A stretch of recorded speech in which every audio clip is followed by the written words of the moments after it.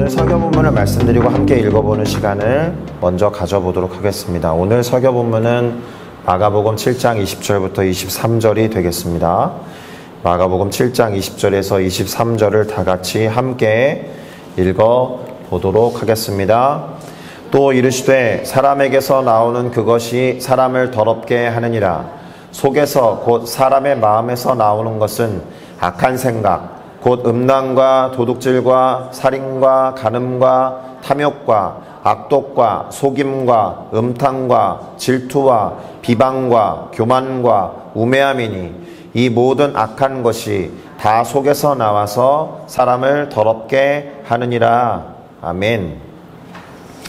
자, 저는 방금 함께 읽어본 이 마가복음 7장 20절부터 23절을 가지고 말을 해야 한다면 이라는 제목으로 마가복음 7장을 함께 살피고 그 안에서 깨달음을 얻어서 우리의 삶에 적용하고 실천하는 작업을 함께 해보고자 합니다.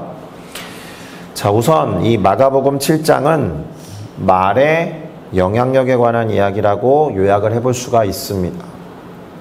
흔히 이제 성경에 직접적으로 말이라는 표현이 나오지 않고 때로는 혀라는 말로 또는 입술 이런 말로 대체되어서 나타나기도 하죠. 아마 말이나 혀나 입의 권세에 대해서 가장 많이 언급하고 있는 책은 잠언일 거라고 생각이 드는데요. 이 마가복음 7장도 말에 관한 영향력을 드러내고 있지는 않지만 은근히 풀어놓으셨거든요.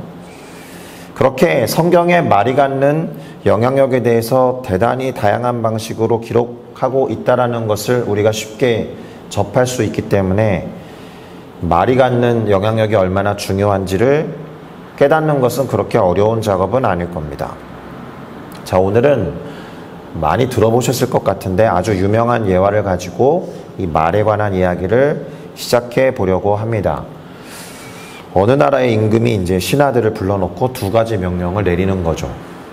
한쪽 신하들에게는 가서 세상에서 가장 가치 있고 귀한 것을 갖고 와라, 이런 명령을 주고, 반대편에 있던 신하들에게는 니네는 가서 세상에서 가장 천하고 나쁜 것을 가지고 와라, 이렇게 명령을 내린 겁니다. 1년 정도의 시간이 흘렀을 때, 이거 쉽지 않았던 거죠. 무려 1년이나 걸려서 이 명령을 수행한 것이니까. 이제 신하들이 각각 통에다가 뭔가를 담아가지고 왔어요. 그래서 제일 귀한 것, 가치 있는 것을 갖고 온 신하들의 통을 열어보니까 뭐가 있었을 것 같아요? 사람의 혀가 들어있었습니다. 어떻게 구한 거야 이런 걸로 생각하지 말고 관점은 거기 있지 않으니까. 그래서 왜 사람의 혀가 가장 가치가 있고 귀한 것인지를 물었더니 혀는 죽을 사람도 살리고 낙심한 사람을 일으켜 세울 수도 있고 또 절망한 자에게 소망을 줄 수 있기 때문에 이 세상에 존재하는 많은 것들 가운데 혀가 가장 가치 있고 귀한 것이다 라고 답한 거예요. 자, 반대편에 있었던 신하들, 세상에서 가장 천하고 나쁜 것을 담아갖고 온 그 상자를 또 열어보니까 역시나 거기에도 사람의 혀가 들어있었다라는 거예요. 그 신하들은 이 혀라는 것이 사람을 죽이기도 하고 사람을 증오하게 만들기도 하고 사람들로 하여금 사기를 무너뜨려가지고 실패하게 만들기 때문에 그런 이유를 들어서 혀를 가지고 왔다라고 답한 겁니다. 사람의 혀라는 것이 한쪽에서는 가장 존귀한 것이다라고 말하고 반대편에서는 가장 천하다라고 말하는 것을 보면 사람의 말이 어떻게 활용되느냐, 사람의 혀와 입술의 권세가 어떻게 사용되느냐에 따라서 그 결과가 달라질 수 있다라는 거죠. 일단 사람의 말이 가장 중요하다라는 교훈과 가르침을 주는 동화 같은 이야기였습니다. 자, 오늘 본문 마가복음 7장은 우선은 바리새인들과 서기관들이라고 부르는 사람들의 태도와 입장, 무엇에 관한 태도와 입장이냐, 계명 곧 하나님의 말씀과 사람의 전통에 대한 입장이 어떠한지를 알아보는 장면으로 시작합니다. 그것이 드러난다라는 거예요. 하나님의 말씀이 하나 있고 그것에 대한 사람들이 세워놓은 전통이 있을 때 그것을 어떻게 이 사람들이 생각하는지 어디에 더 무게감을 두는지 그것이 드러나는 장면으로 시작된다는 거예요. 일단 이 바리새인들과 서기관들이라고 하면 하나님의 말씀을 대단히 중요하게 생각하는 사람들이어서 하나님의 말씀에 무게감을 둬야 될 것 같은데 실상은 그렇지 않다는 거죠. 결론부터 말하면 이 사람들은 사람의 전통을 하나님의 계명이나 말씀, 곧 율법보다 중요하게 생각하는 사람들이었다라는 거예요. 왜 이러한 이야기가 나왔는지 먼저 설명을 좀 드려보겠습니다. 이 바리새인들과 서기관들은 예수님에게 관심이 많았어요. 예수님이 주목을 받고 있으니까 예수님이 움직여가는 곳에 모두가 따라다닌 건 아니지만 일부 사람들이 동참했단 말입니다. 그것도 예수님은 주로 갈릴리 지방에서 많이 활동하셨는데 예루살렘이라고 하는 수도 그리고 성전이 있는 곳에서 굳이 내려와서 지방으로 내려와서 예수님께 모여들어 있다가 뭘 본 거예요. 예수님의 제자들 중에서 몇 명이 씻지 아니한 손으로 떡을 먹는 것을 본 겁니다. 우리처럼 숟가락과 젓가락을 사용하는 그런 곳이 아니기 때문에 손이 대단히 중요했는데, 그러니까 이제 묻는 거죠. 어찌하여 당신의 제자들은 장로, 그러니까 우리의 연장자들이 역사 속에서 세워놓은 전통을 준행하지 아니하고 씻지 않은 부정한 손, 더러운 손으로 떡을 먹는 겁니까? 이렇게 물어본 겁니다. 자, 이 질문에 예수님께서 이사야 선지자의 글을 인용하시면서 받아치세요. 뭐라고 했느냐? 너희가 하나님의 계명은 버리고 사람의 전통만을 지키는구나. 그리고 이어서 너희가 너희의 전통을 지키려고 반대로 하나님의 계명을 너무나 잘 저버리는구나. 이렇게 말씀하시면서 그들이 했던 비판과 지적을 되받아치신 겁니다. 자, 그러면 예수님은 과연 어떠한 근거로 이 바리새인들과 서기관들의 이 하나님의 계명을 대하는 태도를 비판하신 걸까? 우선 모세의 율법에 나오는 부모님을 공경하는 부분에 대해서 언급하시거든요. 하나님이 어떻게 말씀하셨는지 그것에 대해서 먼저 말씀하십니다. 하나님이 명하신 바에 따르면, 자, 모세는 네 부모를 공경하라 라고 했고, 또 아버지나 어머니를 모욕하는 자는 죽임을 당하리라 이렇게 했다. 그랬는데 너희는, 이렇게 말씀하시면서 그들이 이 율법 자체, 이 계명 자체를 그대로 지키는 것 대신에 뭔가 다른 것 또는 사람들의 전통을 어떻게 여기에다가 덧입혀서 만들어냈는지, 그들이 어떻게 했는지 그 이야기를 하십니다. 뭐라고 했느냐? 너희는 말하기를, 사람이 아버지에게나 어머니에게나 말하기를, 내가 드려서 당신들을 유익하게 할 것이 고르반, 곧 하나님께 드림이 되었다라고 말만 하면 그만이라고 한다. 어렵게 쓰여 있는데요. 하나님의 말씀 자체와 그들이 세운 전통을 비교하고 계시거든요. 어떻게 정리하셨냐 하면 이렇게요. 자기 아버지나 어머니에게 그렇게 말만 하고는, 뭔가 이 두 분을 섬기는 어떤 행위를 한 다음에 마치 그것이 전부인 것 마냥 고르반이라고 말하고 그대로 입을 씻어버렸다는 얘기예요. 그 이후에는 다시는 아무것도 드리기를 허락하지 아니하였다. 자, 너희가 전한 전통으로 하나님의 말씀을 폐하면서 대체해버렸다. 바꿔버렸다. 그리고 그와 같은 방식으로 훨씬 더 많은 일들을 하고 있다. 다시 요약해서 말씀을 드리면, 사람의 전통을 따라서 형식만 취하는 대단히 컨비니언트한 편의적인 행동을 많이 저지른다는 거예요.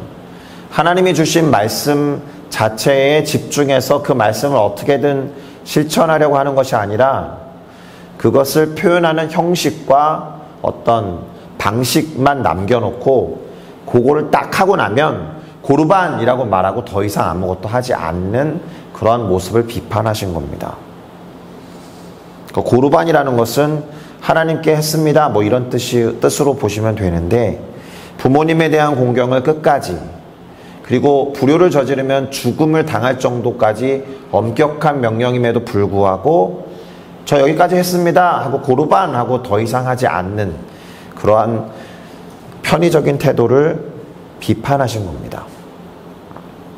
자, 오늘 본문은 바리새인들과 서기관들이 하나님의 계명을 그대로 지키지 않고 버려두고 사람들의 전통을 더 중요하게 지켜가는 방법으로서 이들이 말을 사용한다는 거예요.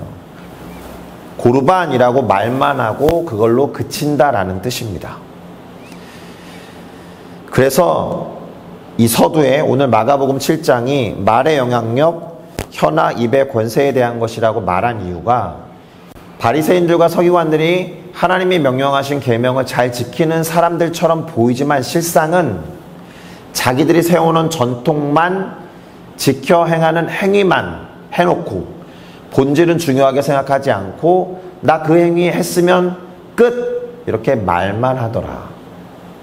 그러니까 말로써 대단히 쉽게 전통을 지키는 것처럼 행동한다라는 이야기입니다. 자, 예수님이 이 말의 영향력 그리고 혀나 입의 권세에 대해서 뭐라고 말씀하셨는지 마가복음 7장 15절에서 16절을 한번 읽어보고 조금 더 설명을 해드리겠습니다. 무엇이든지 밖에서 사람에게로 들어가는 것은 능히 사람을 더럽게 하지 못한다라고 먼저 운을 띄우십니다. 왜요? 제자들이 더러운 손으로 음식을 만졌으니까 더러운 음식이 사람에게 들어갔다고 해서 그 얘기거든요. 바리새인들과 서기관들이 어찌하여 씻지 않는 손으로 음식을 먹습니까? 지적질했기 때문에 이 말씀 먼저 하신 거예요. 무엇이든지 밖에서 사람에게로 들어가는 것은 그것이 더러워 보이는 거라 할지라도 능히 사람을 더럽게 하지 못한다. 오히려 사람 안에서 나오는 것이 사람을 더럽게 한다라고 하신 거예요. 자, 그러면 제자들이 이 말을 귀신같이 알아차렸어야 되는데 못 알아차린 거예요. 사람에게로 들어가는 것은 뭔지, 사람에게서 나가는 것은 뭔지에 대해서 몰랐어요. 그래서 물어봅니다. 제자들의 질문에 대해서 예수님께서 똑같은 가르침인데 풀어서 설명을 한 번 더 아주 자세히 반복하게 되신 거예요. 이게 제자들이 멍청해 보이지만 우리들은 제자들한테 빚진 거예요. 제자들이 성경에서 멍청하게 물어본 질문 때문에 우리가 더 깊이 이해하게 되는 면들이 되게 많거든요. 자, 마가복음 7장 18절에서 19절을 통해 예수님이 한 번 더 자세히 설명을 해 주십니다. 너희도 이렇게 깨달음이 없는 것이냐라고 그들의 알아차리지 못하는 우매함에 대해서 일단 뭐라고 말씀을 하신 다음에 무엇이든지 밖에서 들어가는 것이 능히 사람을 더럽게 하지 못함을 왜 모르느냐. 그건 이제 음식에 관한 이야기였고요.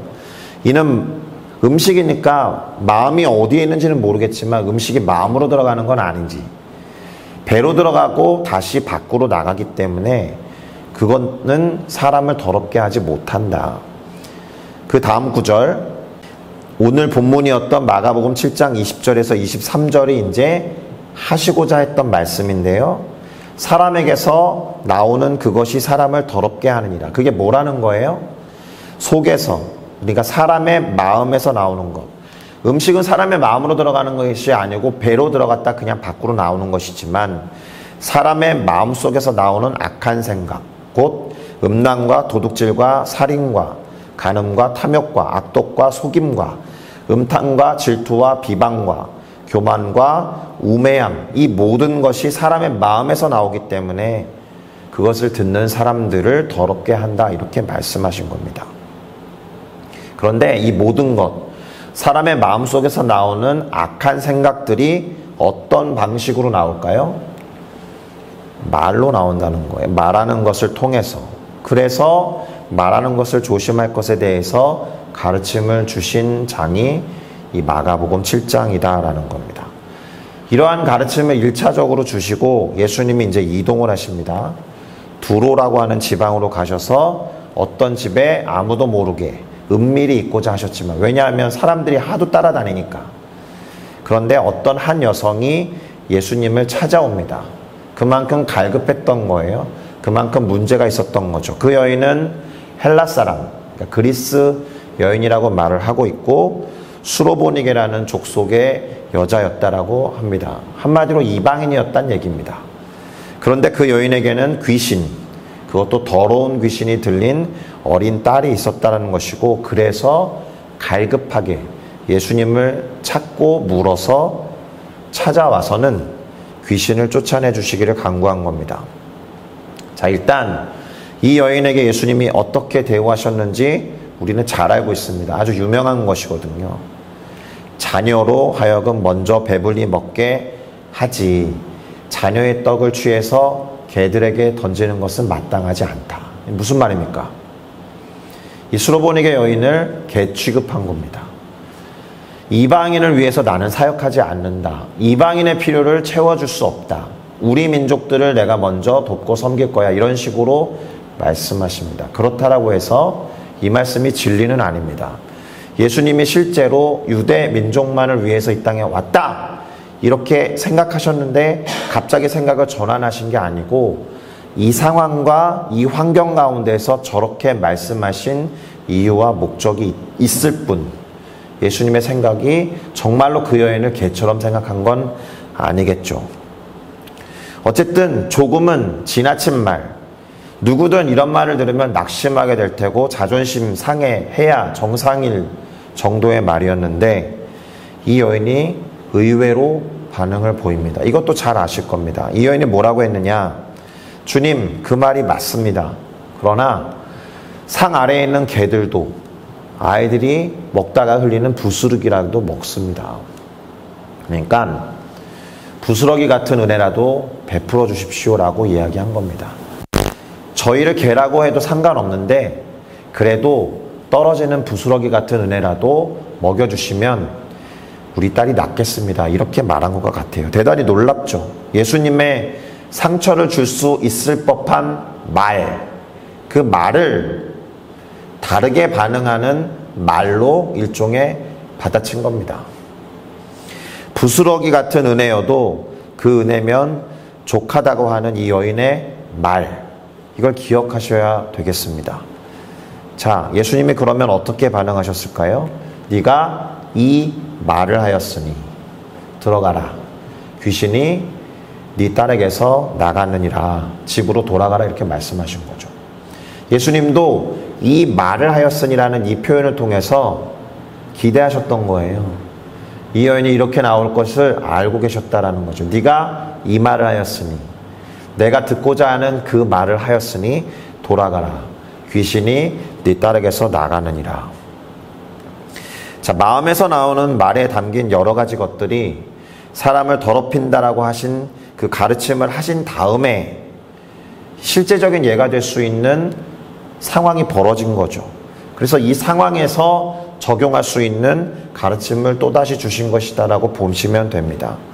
왜 이 마가복음 7장이 말이 가진 영향력을 키워드로 삼아서 흘러가고 있는지 조금 더 이해가 되셨을 거라고 생각합니다. 그러고 나서 이분이 또 이동을 합니다. 그 두로 지방에서 나오신 다음에 시돈이라는 지역을 지나서 데가볼리 지방을 통과해서 갈릴리 호수, 주로 활동하던 그 갈릴리 지방으로 다시 오셨는데요. 거기에서 귀가 먹고 말을 더듬는 자를 치료하신 장면이 나와요. 자, 예수님이 어떻게 치료하셨는지 잠시 구절을 찾아 읽어보겠습니다. 마가복음 7장 34절에서 35절인데요. 그 전에 예수님이 어떤 퍼포먼스 같은 걸 하시는데 당신의 손가락을 그 사람의 양쪽 귀에 이렇게 넣으시고 그리고 침을 뱉어서 그의 혀에 손을 대세요. 이게 도대체 어떤 의미가 있는지는 여러 신학자들의 의견이 갈리긴 하는데요. 거기에 핵심이 있지는 않습니다. 그러고 나서 하셨던 말씀이 중요한 거예요. 오늘은 말이니까. 뭐라고 하셨느냐? 하늘을 우러러 탄식하시며 그에게 이르시되 에바다 라고 말씀하십니다. 뜻은 열려라, 이런 뜻이거든요. 그러자 그 사람의 귀가 열리고 혀가 맺혔던 것이 곧 풀려서 말을 분명하게 하게 됐다, 이런 겁니다. 다시 말씀드립니다.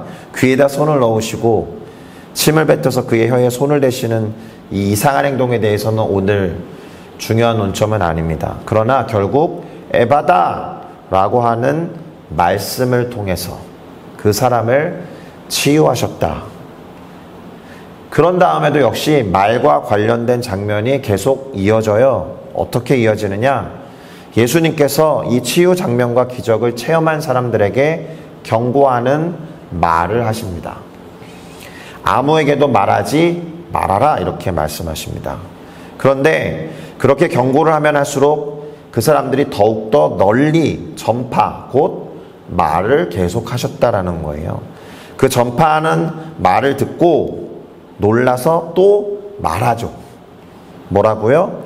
그가 모든 것을 참 잘하였도다. 못 듣는 사람도 듣게 하고 말 못하는 사람도 말하게 했다. 이렇게 칭찬의 말을 또 한 거예요.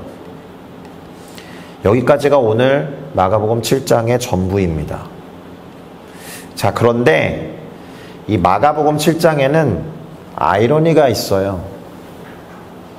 무엇일까요? 예수님은 인간이 내뱉는 말과 그 속에 담긴 것들이 사람을 더럽게 한다고 하셨거든요. 1차적으로. 그러면서도 정작 귀가 먹고 말을 더듬는 사람을 치유하셨다라는 점에서 아이러니인 거죠. 자, 어떤 면에서는 못 듣는 사람, 그리고 말을 못하는 사람은 말로 상처를 받지도 않을 테고 상처 주는 말도 안 할 거잖아요. 그러면 듣지 못하고 말을 못하는 것이 어떻게 보면 죄를 덜 짓게 만드는 상황 아닙니까? 죄의 영향으로부터 영향을 덜 받게 되는 이 사람을 그럼 치유하실 필요가 없잖아요. 말이 그렇게 문제라고 하면. 그런데 예수님께서는 이 듣지 못하고 말하지 못한 상태로 이 사람을 그대로 내버려 두지 아니하셨다라는 겁니다. 다시 말해서 이 아이러니를 어떻게 해결할 수 있느냐?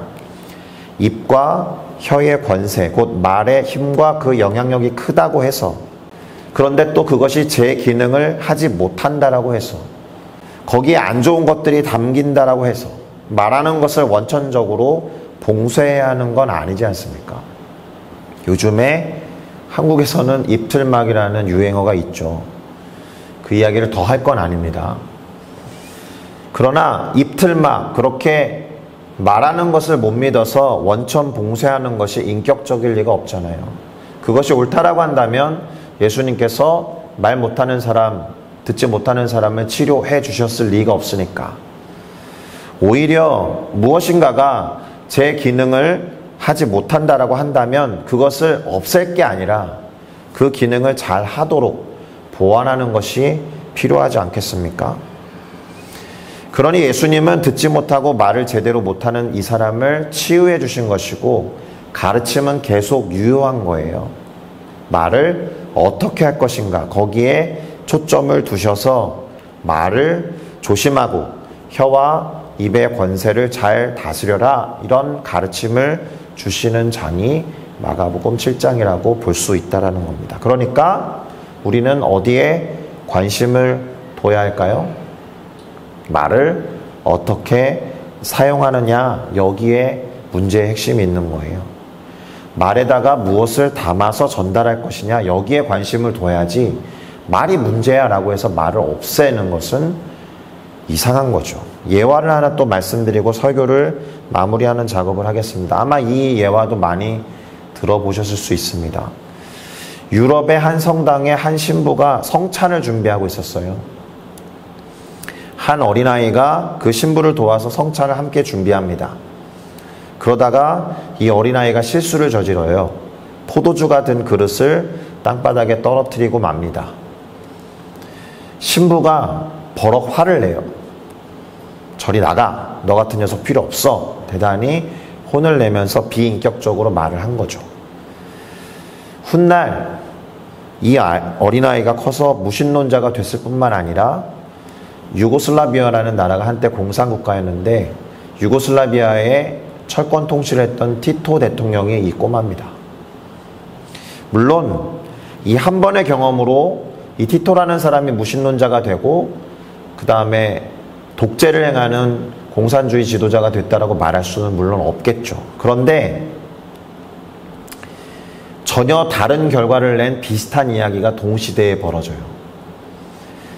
또 다른 한 성당에서 신부가 성찬 준비를 하는데 어린아이가 똑같이 보좌를 했어요. 그리고 그 어린아이가 실수해서 이번에는 포도주 잔을 깨트려 버려요. 아까는 포도주를 넣었던 병을 그냥 떨어뜨린 것에 불과했는데 아예 잔을 깨트려 버립니다. 그때 신부가 웃으면서 괜찮아. 너도 앞으로 큰 신부가 되겠구나. 나도 너만 할 때 그런 실수를 많이 했단다. 그러나 지금은 이렇게 제대로 신부가 돼서 이렇게 사역을 하고 있지 않느냐. 그러면서 그 아이를 격려해주고 머리를 쓰다듬어 주었다는 얘기예요. 그 아이가 커서 저는 사실 이 대주교님이 얼마나 유명한지는 모르지만 풀턴신이라는 큰 영향력을 행사하는 대주교가 됐다라는 거죠. 똑같은 실수와 잘못을 저질렀지만 거기에 어떻게 반응하고 어떤 말로 응답해 줬느냐에 따라서 두 아이들의 인생이 전혀 다른 운명으로 갈라질 수 있었다라는 겁니다. 그래서 말이란 중요한 거예요. 말이란 권세가 있는 겁니다. 야고보서 1장 19절은 다음과 같이 말합니다. 내 사랑하는 형제들아 너희가 알지니 사람마다 듣기는 속히 하고 말하기는 더디하며 성내기도 더디하라. 첫 번째 그 신부님께서 말하기를 조금 더디하셨으면 그리고 급하게 하는 말 속에 성내는 것을 담지 않았다라면 어떻게 됐을까 이런 생각을 하게 되죠. 듣기는 빨리 하고 말은 2번, 3번 생각한 다음에 하라는 구절이 야고보서 1장 19절입니다. 베드로전서 2장 1절에 보면 그러므로 모든 악독과 모든 기만과 외식과 시기와 모든 비방하는 말을 버려라 이렇게 말합니다. 잠언 25장 15절에는 반대의 말이 있죠. 경우에 합당한 말은 은쟁반에 금사과를 새겨놓은 것처럼 아름답다 이런 것입니다. 경우에 합당 말은 되게 유익하다라는 뜻입니다. 마지막으로 에베소서 4장 29절에 보니까 무릇 더러운 말은 너희 입 밖에도 내지 말고 오직 덕을 세우는 데 소용되는 대로 선한 말을 하여 듣는 자들에게 은혜를 끼치게 하라라고 말씀하셨습니다. 그러니 덕을 세우는 말을 하시죠. 덕을 세우는 말을 하고 비방하는 말이나 헐뜯는 말을 하지 말자는 겁니다. 자, 오늘 살펴본 마가복음 7장은 말하는 것을 안경으로 삼아서 살펴보았습니다. 말에 무엇을 담느냐가 중요한 것이지 말 자체가 문제는 아닐 겁니다. 이와 유사한 케이스가 돈입니다. 돈이 악한 것입니까? 돈이 선한 것입니까? 성경에는 악한 돈을 가지고 친구를 사귀라는 예수님 말씀도 있거든요. 그러니까 이것은 돈 자체가 문제가 아니라 어떻게 사용하느냐의 문제인 것과 같은 것입니다. 하나님이 우리에게 맡겨주신 것들이 있습니다. 물질과 재정도 있고 말 같은 것도 있어요. 그것을 어떻게 주님의 뜻에 합당하게 사용하느냐 이것이 중요한 것이지 그것이 어떤 역기능을 한다거나 부작용을 일으켜서 문제를 일으킨다라고 해서 없애버리는 것은 하나님이 만들어 놓으신 것을 일방적으로 철회하는 것과 같습니다. 자, 말은 힘이 있어요. 생각을 담기 때문에 그렇습니다. 그런데 생각도 말로 이루어집니다. 오늘 집에 가서 뭐 하실 거예요? 라고 제가 질문을 던지면 생각을 해보시겠죠? 이게 다 말로 될 겁니다. 영어로 하든 한국어로 하든. 그래서 말과 생각은 연결되어 있는 거예요. 생각을 바꾸는 것이 어렵다라고 말하잖아요. 그래서 상대적으로 바꾸기 쉬운 말을 바꾸라라고 하는 거예요. 왜냐하면 생각이 우리가 언어를 배운 다음부터는 언어로 이루어지니까. 그래서 생각을 바꾸기 어려우시면 내가 사용하는 말들을 지금부터 바꿔갈 때 내가 사용하는 언어로 이루어진 생각도 바뀌게 될 겁니다. 지혜롭게 말을 사용하시고 그 말로 인해서 이왕이면 내 영혼도 살리고 다른 이들의 영혼을 살리는 우리 모두가 되기를 예수 그리스도의 이름으로 축복합니다. 기도하시겠습니다.